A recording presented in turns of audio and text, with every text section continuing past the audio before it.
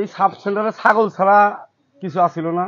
এই বেচারা আসার যেটা উপকার করছে আমাদের এই এতটা অঞ্চলের, এটা আমাদের একটা সৌভাগ্য। আর একটা কথা হয়েছে,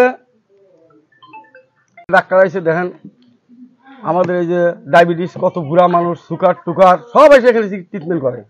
ভালো একটা সুবিধা হয়েছে।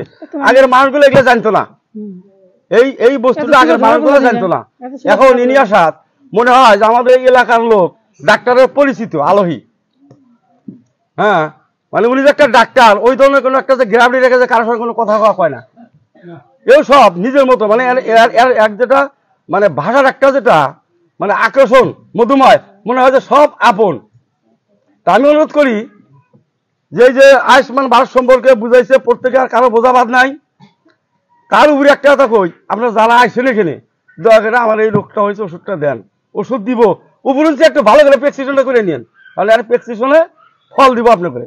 হ্যাঁ, তা ওই জন্য কই যে এই বেচা আসাতে আমাদের এলাকা অঞ্চলের যেটা উপকার হয়েছে, যথেষ্ট উপকার হয়েছে।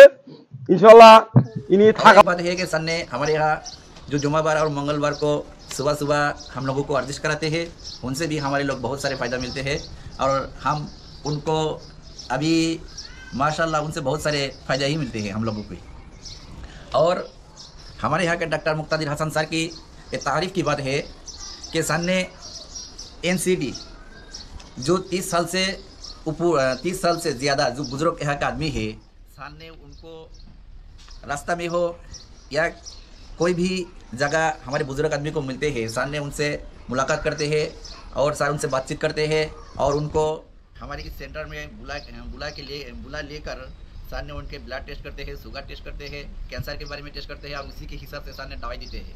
तो माशाल्लाह हम तो बहुत ही पहले से हमने बहुत ही ऊपर में चला, आइंदा भी हम तमन्ना रखते हैं कि इस सारे के ज़रिया से हम और बहुत सारे फ़ायदा हासिल हो। तो इसी हिसाब से सर को अपनी तरफ से और हमारे इस इलाका की तरफ से सर को हम धन्यवाद देना चाहता हूँ। पियाजबाड़ी हेल्थ एंड वेलनेस सेंटर जरिए आमी बर्तमान बहुत धৰণৰ सुविधा पाई आसो। वेलनेस एक्टिविटिजर ऊपर যোগ আসন करा है, शुक्रबारे और मंगलबारे ইয়াত পুৱাত যোগ আসন करा है।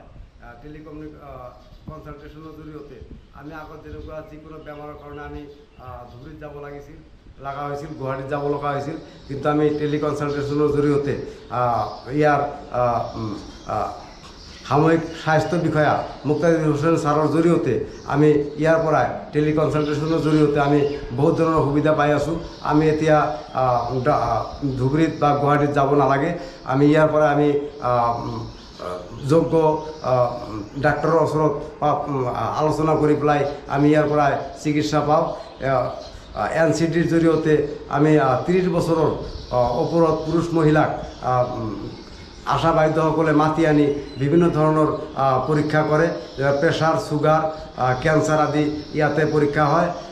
সাময়িক স্বাস্থ্য বিষয়া ডাঙৰীয়াই গাঁৱে গাঁৱে গৈ পেলাই স্কুলত যায় বিভিন্ন ধৰণৰ এৱাৰনেছ কেম্প কৰে বিভিন্ন ধৰণৰ বেমাৰৰ ওপৰত। বৰ্তমান আমাৰ ইয়াত ডেংগুৰ উপদ্ৰৱ বেছি, গতিকে বৰ্তমান ডেংগুৰ ওপৰত এৱাৰনেছ কেম্প কৰি আছে। আমি ইয়াত বিভিন্ন ধৰণৰ সুবিধা পাই আছোঁ। এইবিলাক সুবিধা আমি ইয়াৰ আগত ইয়াত পোৱা নাছিলোঁ। বৰ্তমান আমাৰ এইটো জায়গাতে আমাৰ বহুত ধৰণৰ সুবিধা হৈ আছে। আমি ইয়াৰ বাবে ধুবুৰী গুৱাহাটী যাব লগা নহয়। বৰ্তমান আমি এইবিলাক সুবিধা পোৱাৰ কাৰণে আমি ধন্যবাদ জনাইছোঁ। এইটো পিয়াজবাড়ী হেল্থ এণ্ড ৱেলনেছ চেণ্টাৰৰ সাময়িক স্বাস্থ্য বিষয়া ডাঙৰীয়া লগতে অসম চৰকাৰৰ লগতে ভাৰত চৰকাৰৰ আয়ুষ্মান ভাৰতৰ